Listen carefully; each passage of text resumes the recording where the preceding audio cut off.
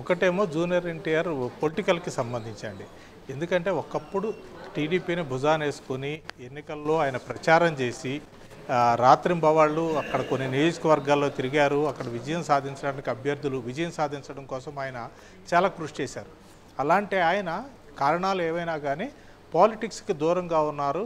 తర్వాత సినిమా మీదే నేను ఫోకస్ చేస్తాను అంటే ప్రేక్షకులు నా నుంచి కోరుకుంటోంది అదేను, ప్రజలు కూడా నా నుంచి కోరుకుంటోంది అదేను, కాబట్టి నాది నటన మీద ఫోకస్ తప్పితే రాజకీయాలకి నేను దూరంగా ఉంటాను అని ఆయన చెప్పారు. అలాగే ఉంటున్నారండి. కాకపోతే ఏమైందంటే మొన్న దేవర సినిమాకి సంబంధించి బాంబేలో ఒక షో జరిగినప్పుడు కపిల్ శర్మ షోలో అతను జూనియర్ ఎన్టీఆర్ని సరదాగా అడిగాడు. అంటే మీకు ఇప్పుడున్న ప్రేక్షకులు మీరు ఓటర్లుగా ఎప్పుడు మార్చుకుంటారు, అలాంటి ఉద్దేశం లేదా అంటే లేదు లేదు నేను ప్రేక్షకుల్ని ఓటర్లుగా మార్చుకునే ఉద్దేశం అయితే నాకు లేదు, హ్యాపీగా ఉంది, మాది చాలా పెద్ద ఫ్యామిలీ, అంటే మా ఫ్యామిలీకి సంబంధించిన వాళ్ళు ఆల్రెడీ రాజకీయాల్లో ఉన్నారు, వాళ్ళు రాణిస్తున్నారు, కాబట్టి వాళ్ళు ఆ పని చూసుకుంటారు అని డైరెక్ట్గా చెప్పుకోకుండా ఇండైరెక్ట్గానే జూనియర్ ఎన్టీఆర్ చెప్పారు. నా వరకు నేను నటనతో హ్యాపీగా ఉన్నాను, నా కాన్సన్ట్రేషన్ నటన మీదే అని చెప్పారు.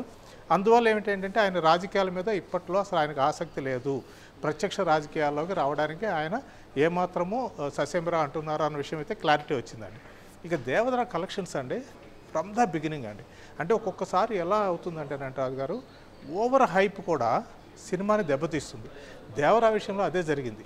అంటే జూనియర్ ఎన్టీఆర్ వరుసగా సక్సెస్లో ఉండడము, త్రిబుల్ ఆర్ తర్వాత వస్తున్న సినిమా కావడము, కొరటాల శివ కూడా ఆచార్య దెబ్బతిన్న తర్వాత ఈ సినిమా మీద మరింత కాన్సన్ట్రేషన్ చేసి జాగ్రత్తగా తీయాలని చెప్పి ఆయన తాపత్రయపడ్డము, దానికి సంబంధించి అంటే ఓవర్ పబ్లిసిటీ అయిపోయిందండి. అలాగే శ్రీదేవి కూతురు జాన్వీ కపూర్ ఈ సినిమా ద్వారా వస్తుందని చెప్పడము, సైఫ్ అలీ ఖాన్ ఇందులో విలన్గా చేస్తున్నాడని చెప్పడము, అలాగే బాంబేలో ప్రచారము, అలా రకరకాలుగా మెయిన్ సిటీస్లో ఎప్పుడైతే ప్రచారం చేశారో పాన్ ఇండియా స్టైల్ ఈ సినిమాని రిలీజ్ చేయాలనుకున్నారో ఆ హైపు ఓపెనింగ్స్ వరకు ఉపయోగపడతాయండి. కానీ ఆ తర్వాత ఖచ్చితంగా ప్రేక్షకులు నిరాశకు గురయ్యే ఆస్కారం ఉంటుంది. అదే దేవర విషయంలో కూడా జరిగిందండి.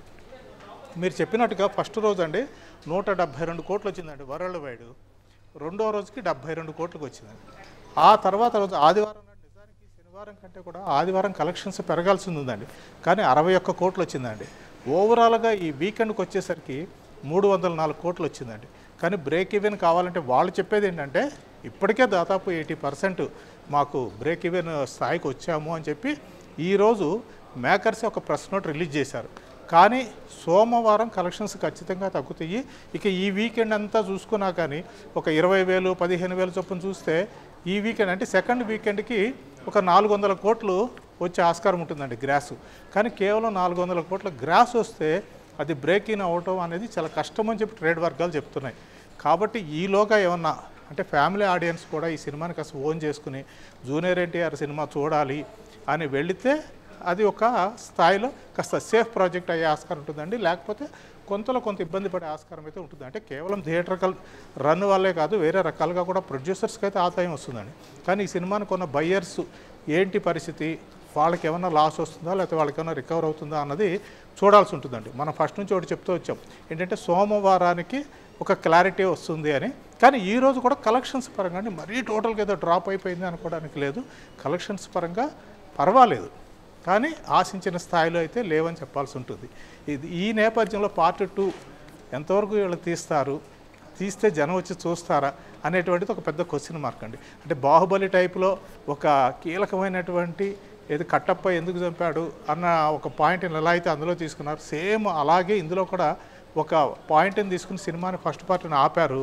కానీ సెకండ్ పార్ట్ని ఉత్తేజభరితంగా సెకండ్ పార్ట్ ఎప్పుడు వస్తుంది చూడాలి అనిపించే విధంగా మాత్రం ఆ పాయింట్ లేదు అని ప్రతి వాళ్ళు చెప్తున్నారండి. పైగా అది మైనస్ అయింది.